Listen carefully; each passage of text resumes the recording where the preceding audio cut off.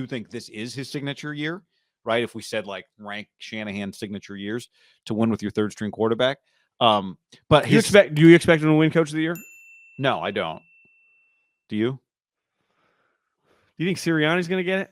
I actually kind of feel like Daboll might get it.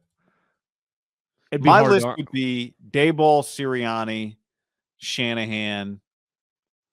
I think I would go Kyle over Nick, though, because I saw Nick with a backup quarterback, and it was really ugly. Yeah, I saw Kyle with backup quarterback. Well, like to me, it was Sirianni when they were a one-loss team. Now they're 14-3. The Niners are 13-4. Niners went, so I would go Kyle over Nick. To me, Daboll at 9-7-1. His team sucks, guy. They just are not very. It is remarkable they got to that, or you're not giving him credit. I'm giving him a ton. Like I thought they were. I would have bet a lot of money. I can't bet on futures. It takes too long to come to fruition. You know that the Titans over under was 7.5, and they'd been on 7 for like a month and a half. Oh, brutal. That sucks. I couldn't do it. To me, they're over under. They felt like a lock to be drafting in the top 5 when the season started, and everyone had acknowledged it. They're like, yeah, this is a rebuild for him. He makes the playoffs as a 6 seed, so it's not even like, well, it's a 7 seed. No, he in the history of the playoffs, like he's a real playoff team. Yeah, in a tough division, like and you just watch what he's done. Like he would be my vote, and I would put Kyle over Sirianni. I think I've seen Doug Peterson's name on some lists. Andy, just a ho hum 14-3 season, nobody cares. My problem with the Coach of the Year sometimes is it's kind of like Can you be the Coach of the Year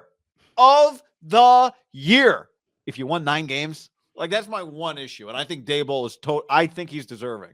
But the player of the year, is never like, well, we thought it was going to suck, but finished 12th in touchdowns. Well, explain this one to me then. You just hit the name because it feels like he's now in this slot, right? Bill forever didn't get any credit, even though every year he's going like 14-2 or 13-3.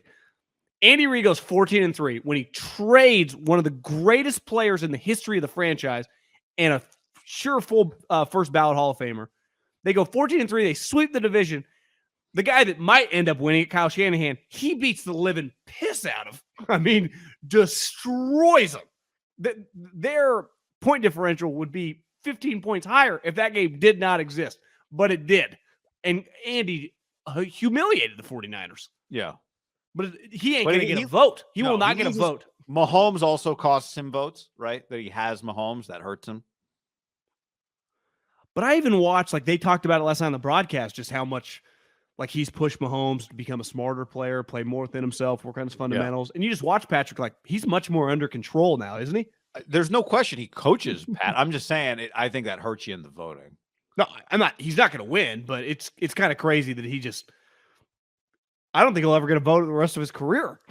He could win like multiple more Super Bowls. Well, no, he'll only get like Mahomes has to get hurt in order for Andy to win the thing, and they'll be like, Andy, he went 8-1 without Mahomes, Coach of the Year. He'd be like, what about the year I went 14-3? Kick the Niners' ass. I'll tell you when he gets it is the Jets cut Zach Wilson this offseason. He signs him to a 2-year veteran minimum deal. Mahomes rolls his ankles out a month, and Zach wins 3 out of 4 and throws like 17 touchdowns in that period of time. 17 would be high. 7. Do you think this season, we'll talk about the game here, but do you think the season just kind of settles? Not that, I don't know, the Kyle Shanahan criticism, it was weird, right? Because it wasn't hot seat. Like that was never a real conversation. But Kyle did just regularly get criticized, and I didn't think it was all unfair, even though you and I have been steadily pro Kyle Shanahan. Does this end anything? I don't know. I guess we have to see what the playoff run brings, right? The postseason is a big part of this. Yeah, I mean, he can't. He can. He's won 4 playoff games the last. Like last year, his regular season wasn't great, but his playoff season made him unimpeachable. I think it was him and the organization. What a win for them, because I think there are 2 pivotal moments. Really 3, right? Re-signing Jimmy, having him as your backup, so when Trey gets hurt, they're able to kind of man the fort with him. Then he gets hurt, and a guy that they had believed in, that Kyle clearly kind of went all in during training camp and was going to keep around. They cut a guy that they paid. So their quarterback situation is a reflection to me of like the organization, how they treat people, how guys like being here, that whole thing. I do think I wouldn't say controversial, But I thought it was, I don't want to say insane, but pretty rich how much they paid for Christian McCaffrey. Like it was. I mean, it was a lot to pay for Christian McCaffrey. Now, they mentioned it today during the broadcast, a huge part of it. And it almost felt like Kyle had mentioned to them, like, they were asking for a lot. And when they said 2, 3, 4, we were hesitant, but then they're like, wait, he's going to go to the Rams. And that kind of put him over. Regardless how they got there, that move has been a huge catalyst for their success. I mean, Kyle gives him the ball every other play, but he's been fantastic. In a weird way, it's hard. We don't have to go down this conversation, but if you said like team MVP last 2 months of the season, first name Adam, I'm not saying it's right or wrong, but I go, well, McCaffrey. Okay. Now the defensive player of the year, he's pretty damn good. Probably the number one offensive line taken in the O-line draft, Trent, he's pretty damn good. Like they have multiple, but you can make a legitimate case that Christian has been, right?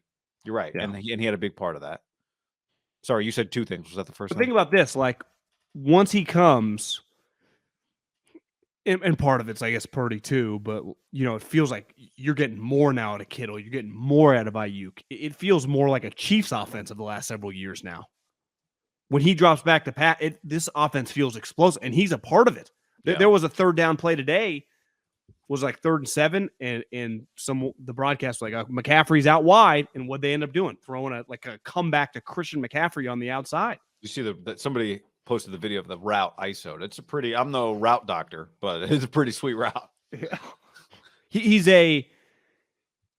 really proven that if you're going to quote unquote, when I say overpay, just a lot of picks going for a running back.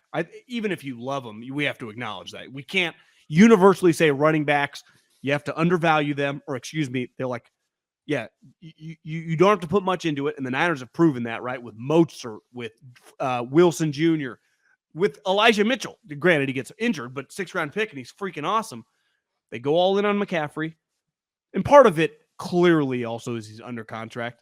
It would be a little, I wouldn't say weird, but would they have done it if he was on his, the final year of his deal? I wonder if they would have. You would not have gotten as much, right? You wouldn't think. Also, it's just healthy. Ultimately the point is it's worked out. I mean, what would you have to give that trade? An A? Yeah, A+. I mean, he's been healthy. It's been, and then when you had to go, he was like, to me, he was a great fit for Jimmy. But then when you had to go to Brock, it made it even, I think, all the more valuable. Well, guy, he's just better with a better player, right? It's because if you can consistently throw him the ball. Yeah, he's just such a great safety blanket, though. Like, that's what I mean for Brock. But Jimmy need that. Most quarterbacks need that. Every quarterback benefits from that. So, and then Debo went out, and it turned out it happened at a time in the year where you could actually survive it. But Christian picked up the rock in that spot. So, yeah, I mean, since coming to the Niners, got 6 rushing touchdowns, 3 receiving touchdowns, well over 1,000 all-purpose yards, but the stats don't even do it justice, right? Just how clutch he's been on first downs. How about today? There was a 3rd and 17 on that draw that I don't know where the yellow line was. I'm like, did he get the first down? And then he did that. And I was like, oh, he must have got it. No yellow line on that play. Did you notice that?